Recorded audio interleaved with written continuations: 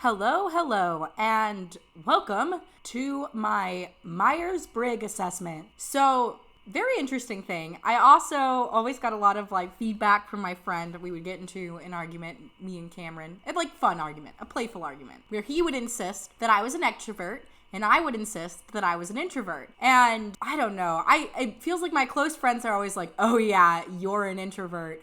And then people who know me based on looks a lot are like, you're an extrovert. So I originally got, my reported type was ESFP, which is very funny because my estimated type is INTJ, completely different than what I picked. But to be fair, most of the questions on the test just felt very repetitive.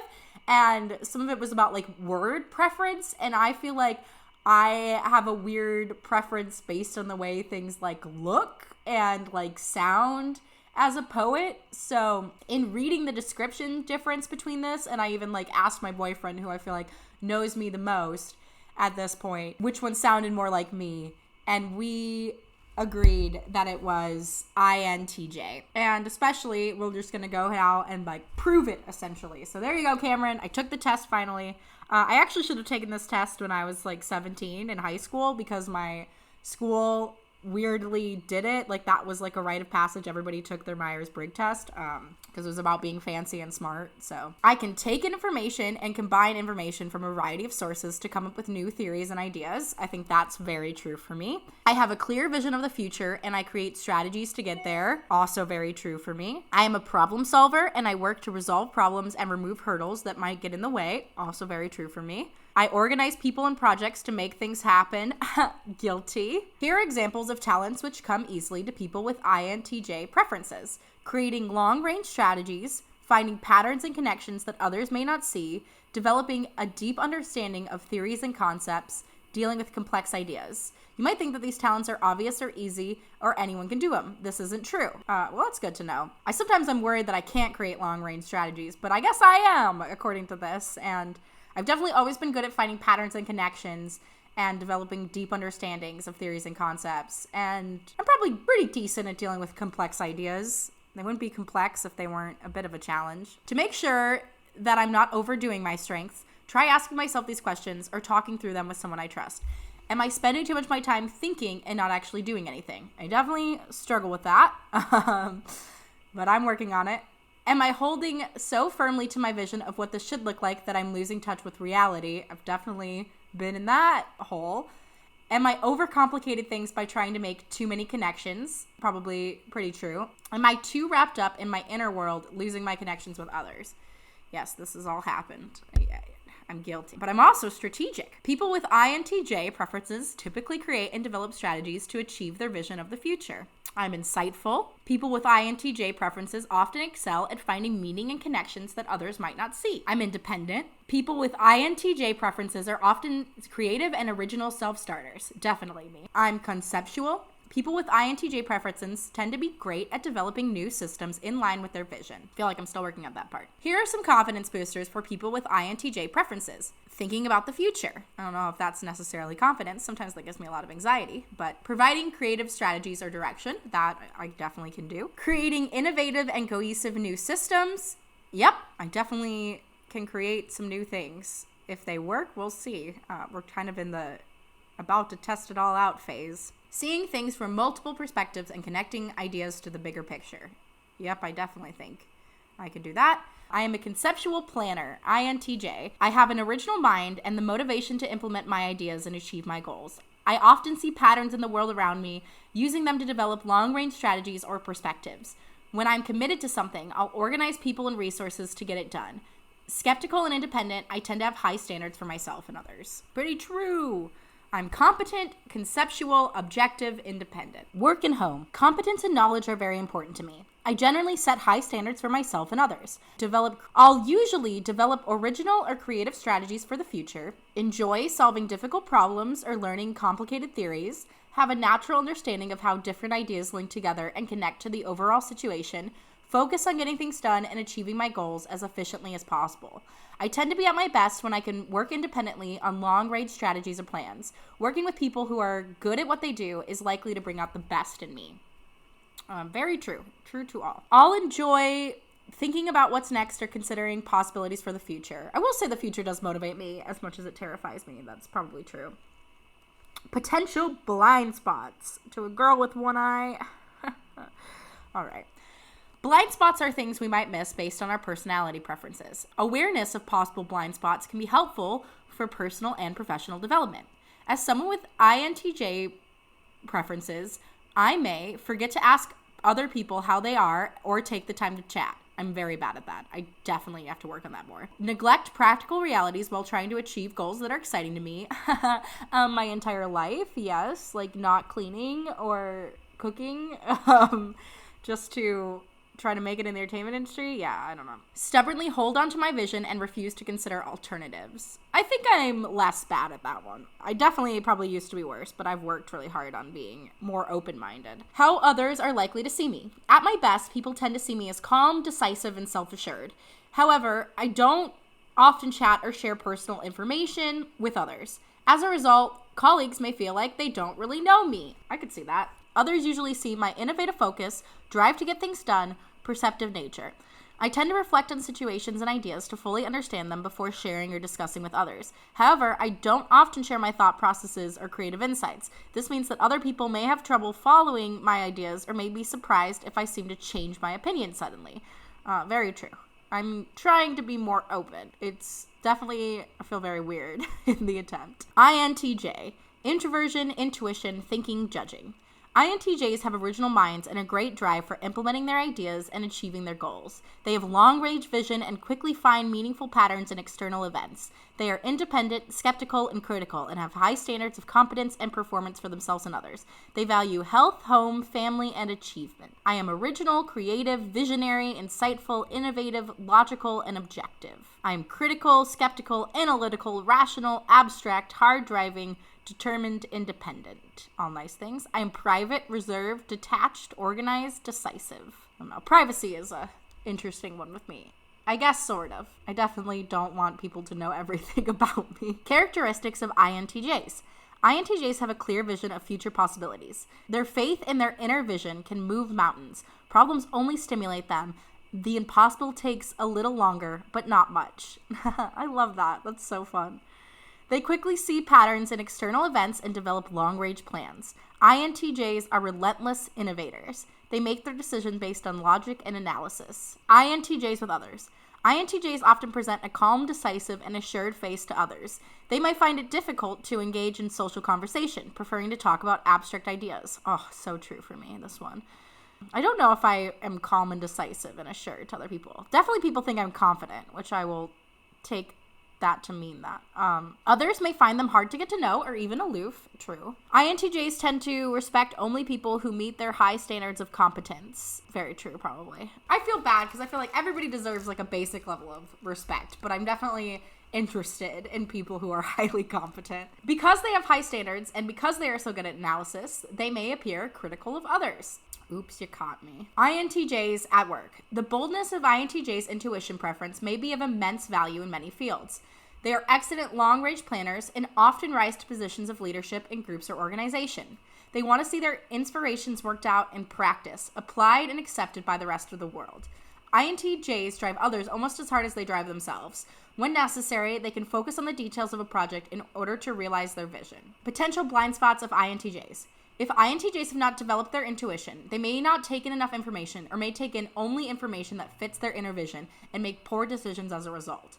Also, they may concentrate so hard on their goal that they fail to look for other information that might conflict with the goal. If they have not developed their thinking preference, INTJs may not have reliable ways of translating their valuable insights into real-world applications. Also, if their thinking preference is underdeveloped, they will be unable to criticize their inner vision and may not listen to the opinions of others. They will therefore be unable to shape their inspirations into effective action. Appreciating others may be hard for INTJs, and they may ignore other people's values and feelings. I definitely struggled this more in my early 20s, for sure. You're likely to cause stress for someone with INTJ preferences if you criticize them, especially for their competence. Yeah, my abusers loved that one. Force them to do a lot of detailed routine work, also something they love to make me do, and expect them to make last-minute changes. All very true. When you notice someone with INTJ preferences getting short-tempered, withdrawing, and obsessively making connections between things, these are sure signs that they're starting to get stressed. When things become too much for them, they're likely to become angry quickly, try to impose order or structure on a world around them, overindulge in pleasurable activities without seeming to enjoy them. You can often help them recover from stress by leaving them alone until they tell you they're ready to talk. Very true. I used to request this when I was little, and I don't anymore, because now I'm like, connection is the most valuable thing in humanity, but sometimes it hurts. Doing tasks for them to give them some spare time. Yes, this is such a big one, and my boyfriend is such a good person to do this for me, so I really appreciate him. Supporting them to evaluate what's really important to them. Very true. I often need a good reminder of what I'm doing it all for. People with INTJ preferences build their confidence by doing what they're often naturally good at, creating long-term strategies or visions, finding patterns and connections that others may not see, developing a deep understanding of theories and concepts, dealing with complex ideas. If you're giving them feedback, you can boost their confidence by coming across as confident in what you're saying, being prepared for them to challenge feedback they don't agree with, being aware that they may find it difficult to hear criticism of ideas that they're committed to. Yeah, all valuable. It's hard to even, like, all I'm saying is like, yep, it's me. I found me. People with INTJ preferences are motivated and energized by researching and exploring ideas and theories. Yep, I'm a nerd. Exploring and developing new strategies, complicated or multifaceted problems that stimulate and test their intellect, objectively analyzing data and reaching firm decisions, working on future-oriented visionary projects. If you want to help them boost their motivation, give them freedom to create their own course and express their creativity, recognize their ability to take broad, long-range views, share information clearly and logically. All great tips. You may irritate someone with INTJ preferences if you don't respect their personal space, interrupt them when they're in deep thought, micromanage them, act in a condescending or patronizing way. Yep, getting angry just thinking about these. When trying to resolve disagreements, they're likely to want to have a thoughtful discussion, state their opinions and position clearly and logically, act calmly, and want others to behave the same way. They may irritate you by not emphasizing with others, ignoring practical realities, intellectualizing rather than trying to sort something out, coming across as distant or disengaged. Yeah, these are all my flaws. You value them because they find connections and patterns in information that others may not see, develop strategies in line with their vision, establish action plans, anticipating obstacles to achieve goals, use their insights to connect to multiple sources of information, and bring a different perspective to situations. Understanding other people's perspectives is one part of getting along, but there are also steps you can take to improve your relationships. Don't be afraid to share your ideas, even if you haven't fully thought them through yet. I'm getting over this fear. Be prepared to give examples to make connections and ideas easier to understand. Recognize that pleasantries and positive feedback are important to other people. So true. Working on it so hard. But I can do it. Build some flexibility into your schedule and accept that new information could mean revisiting a decision. Build some flexibility into your schedule and accept that new information could mean revisiting a decision. I've definitely been going through those ropes recently. You might get lost in your own thoughts and forget to share what you're thinking or feeling. Very true. Happened to me so much. You might both focus on the future, but your idea of what it looks like might be different. Although you both use a logic approach to a problem, your analysis and decisions could be very different. Although you both focus on plans and goals, you might not agree on what you want to achieve or how to get there. You may find this irritating because you prefer to focus on organizing people or creating order to get things done as soon as possible. Very true. You may find this irritating because you want to find a quick solution for what's happening now. You may find this irritating because you prefer to act or make decisions quickly. Very true. You may find this irritating because you aim to be thorough. Share your vision sooner than you usually would. Notice what's going on around you. Working with others to develop ideas for change. Let others organize people and resources. Gathering more information to find a long-term solution rather than a quick fix. Pausing before making a decision. All things I have to work on. Tick anything you know you do when you're irritated or frustrated. Roll your eyes. I used to be bad at that one, but I've stopped.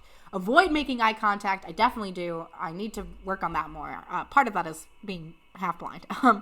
Stop listening. I could be a better listener, I realize. Pretend nothing is wrong. Sometimes I'm guilty of that. Feel superior. I try to shake that, but I can be guilty of that. Use humor or sarcasm, which I usually do, make an excuse and leave, which is also a big one of mine. My objectivity and direct way of talking can sometimes seem a bit blunt and insensitive. Yep, I've definitely been on the side where it has come off blunt and insensitive to other people. My confidence in my own views makes others think that there's no room for compromise. I prefer for us to both find a solution that works for both of us. I definitely can see other people doing that, but sometimes it's frustrating because it's like, no, you can challenge my ideas, just like do the research. Be confident in it, which I understand is harder from others. Just as I may be frustrated by other people's unintentional behavior, I may be irritating friends or colleagues without even realizing it. This is any feedback that I've received from others. Not emphasizing with others, ignoring practical realities. I think sometimes that's a big one because I'm always like, in improv, I'm the crazy person. And people have called me crazy in real life. Intellectualizing rather than trying to sort something out. I definitely think I am prone to do that. Coming across as distant or disengaged because I'm focused on my imagination. So true. It's just a fun time in there. Here are some ideas to help you improve your relationships. Share some personal information about yourself. It's okay to start small. I'm working on that. This is kind of a bigger deep dive of personal information about myself. Ask someone else how they feel about a situation and really listen to the answer. Something I definitely have to get better at. Show an interest in subjects that are important to other people. Asking questions is a good way to do this. Leave some space for the unexpected. Try not to plan too rigidly. Something I'm so learning. Remember, getting along isn't just about what irritates us, but what we like about other people and what they like about us. Here are some characteristics others seem to value in me. I find connections and patterns in information that other people may not see. I develop strategic plans in line with my vision. I establish action plans, anticipating obstacles to achieve goals. I connect multiple sources of information to bring a different perspective to situations. Share my ideas and be open to others helping me develop them. Remember that everyone has a responsibility to contribute. Be prepared to give examples to make my connections and ideas easier to understand. Remember that details matter to some people. Stay focused. I'm definitely working on that. Ask others how they are or allow them the room to chat. Give explanations and context to help others understand your decisions and ideas. Definitely getting better at that. Build some flexibility into your schedule. Accept that new information could mean revisiting a decision. Be open to discussion. All things I am working on. And remember, if you talk to somebody about not getting along, try to notice other people's feelings and take them seriously. Letting people know that you're interested in their views may result in a better outcome. Yeah, I need to definitely be more interested in other people's views. Sometimes I can get one-sided. Here's what a stress-free day might look like for someone with INTJ preferences. The day begins with peace and quiet. You know exactly what your day is going to look like. You're about to bring your ideas together to finish a strategic plan.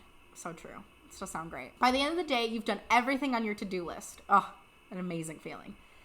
As you're leaving, your manager thanks you for your expertise and says they can always rely on you to combine so many complex ideas into a single strategy. You go home feeling great. You relax by reflecting on the day before treating yourself to a swim, finding the resources to start learning something new, or seeing a movie with a friend. All things I love. All things I love.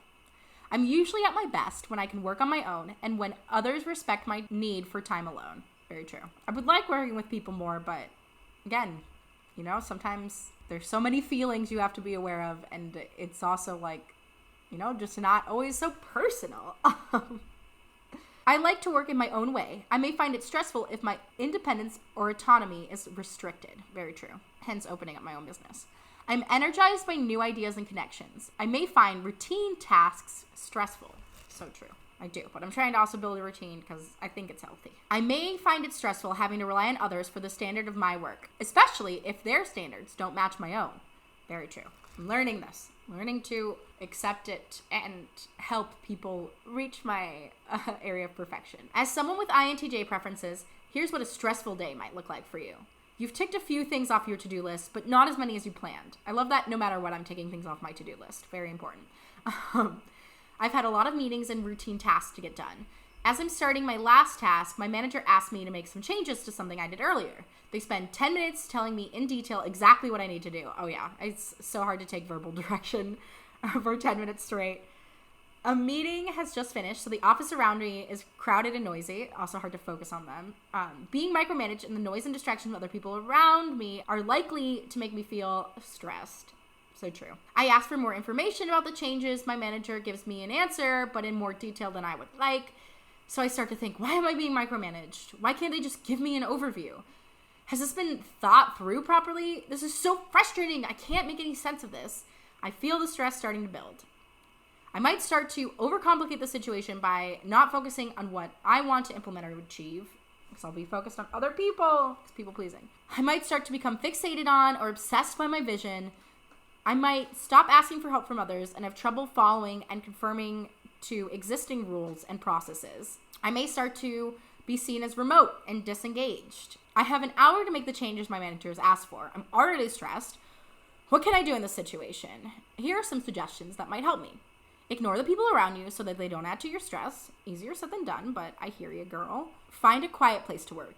You'll need the peace and quiet to make the required changes in the next hour. It's so true. It's hard because it's like I need noise to sleep at night, and I definitely feel comforted by noise. But when I'm working, I don't need the background noise. Take time to make connections in your mind. It may help you refocus. Wait until you made sense of the situation for yourself before trying to discuss it with colleagues. Often hard because I feel like I definitely process talking it out sometimes. Under extreme stress, I might try to impose order on anything that I can.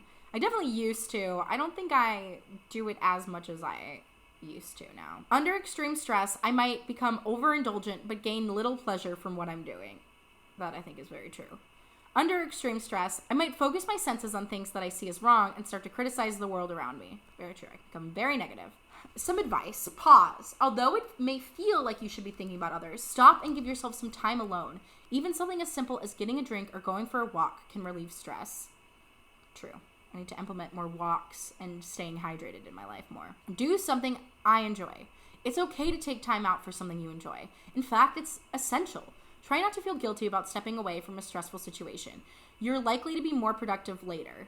It's very true. Often I'm like, I can't relax until I solve this, but then nothing will get done that way. Prioritize. Take a moment to reflect, make connections, and use your insights. Prioritize jobs you're good at. This will help you regain your confidence. Oh, I need to do that too. Take care with decisions. Decisions you make when you're stressed may not be thought through or affected by the negativity, and you might regret them later. Leave important decisions until you feel calm again. Oh, something I so need to implement. And remember, let others help you. Ask friends or colleagues for help and accept help when it's offered. Let other people know what they can do to help and what might make things worse when you are feeling stressed. Involve other people who can help you. Remember to ask for help before you become overwhelmed. Oh, such a hard one. I'm learning though. I'm learning. Find a quiet place to work or take a break for a few minutes to help you focus. Prioritize tasks that you can do for yourself. Look for ways to support other people. Next time I notice myself becoming stressed, pause, take a break. Oh, I need to get that through my head. Do something I enjoy. Come back to the task later when I feel refreshed. Prioritize. Identify the jobs I'm good at that will help boost my confidence. Partner. Talk to somebody I trust who can help me get back to my normal self. Definitely implementing some of them, so that's always like a good confirmation to see. From time to time, it may be difficult to find the energy and passion I need to achieve my goals. When I can't find that drive, this might lead to underperformance at work, struggling to get things done, and not doing my best. Trouble reaching personal goals. Strained relationships with others. Here are some things that are likely to motivate me as someone with INTJ preferences. I was supposed to tick the behaviors that I felt most passionate about, which I chose researching and exploring ideas and theories, exploring and developing new strategies, working on future-oriented visionary projects, and then the ones I didn't tick was complicated or multifaceted problems that stimulate and test my intellect. Sometimes I actually prefer not to think. Objectively analyzing data and reaching firm decisions, which honestly I should have ticked because I am into that. Things that will help me is if I find a quiet place where I can think through the complexities of a task and develop my vision for the end result without interruption. Very true. I have to have like impeccable focus to achieve most of the things in my brain. Consider how the task links to other things I'm doing. Will completing this task help me move forward to my long-term vision? This question gives me a bunch of anxiety, but I ask it of myself every day, and I do think that it is helpful. Think about the broader implications of completing a task. Use my insight to confirm the value of the task. My objectivity and decisiveness are an asset. Maintaining my discipline and getting the task done is likely to give me a natural sense of accomplishment. And I live for that. baby. I'm likely to think that I prefer to exercise alone. When I go to the gym, I like to focus on my workout, not on socializing, which is actually false about me. I will say that I like to exercise with another person because I hate exercise, and that's the only thing that can make me feel accountable for my own health is if I worry about other people's health and abandoning them. So I'm looking for an exercise buddy if anybody wants one. I have a gym currently. I prefer to consider different approaches. I know the basics and want to use them to find out what works for me. It's very true for me. I like specific long-term goals. I enjoy being able to measure my progress against weekly objectives. Yes, I definitely like that. Next time I feel demotivated, I may find it helpful to try the following. Reflect on how I can use my natural creativity and vision by trying a new approach or thinking about the task differently. Visualize the positive results I'll see if I stick to my plan. Communicate my vision to friends or colleagues. Use their encouragement to drive myself forward while gathering feedback for my next steps. I generally prefer some alone time to process my thoughts and make connections between pieces of information before committing to a decision. Yeah, some of it to this is just like me, so I guess this point is now just like, hey, reminder, I'm like this, at least at 26. Oh my god, I'm 26 now. I feel weird about it. Anyway, I need space to consider creative or imaginary approaches. Without this, I may feel stifled or restricted. It's very true. I prefer to reach the most logical solution and dislike sacrificing results just to satisfy others. Oh, absolutely true. I tend to be more motivated when working on tasks that match my vision and values. Let's return to the difficult project. The project goals are unclear and seem to have little meaningful impact. You're being asked to make quick decisions with little time for reflection. You've been told to focus on the impact on people rather than the objective and logical problem solving. Unsurprisingly, you're starting to feel demotivated. So what can you do to motivate yourself and get the job done? Remember, you have opportunities to build and develop your relationships during this project. Sharing your vision and working to inspire others in the team may help you stay engaged. Definitely working on that one. Consider where the data comes from and why it is so important to others. Once you're sure of its importance, you can start linking the data to the overall aim of the project. Explore the situation from the point of view of someone who could be negatively affected by the project. How might they feel about the outcomes?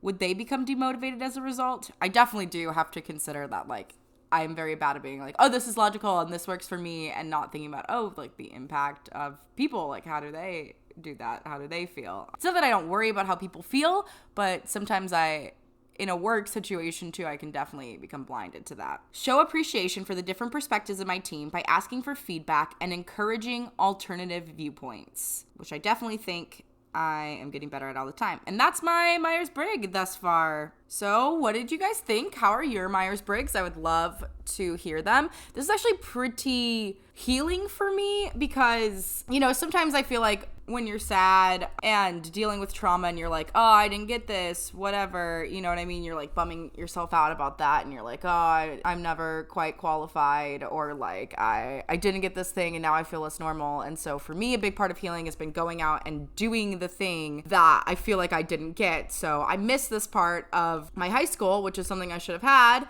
And now I did it. So I am excited that it's, now it's done. And I learned more about myself and I'm excited about that. And it feels good to sometimes too have an outside perspective of myself and just know why I work the way that I work. So how about you guys? What did you think? Do you agree that I am this type? Let me know your types. I think this is one of the last kind of personality tests, deep vibes that I'm doing for a while, so I hope you enjoyed it. Let me know what you think in the comments and make sure to subscribe below. I also take donations, which you can find the links below. All of that is so helpful to me, and I hope to see you around on my channel and hope you have a great day.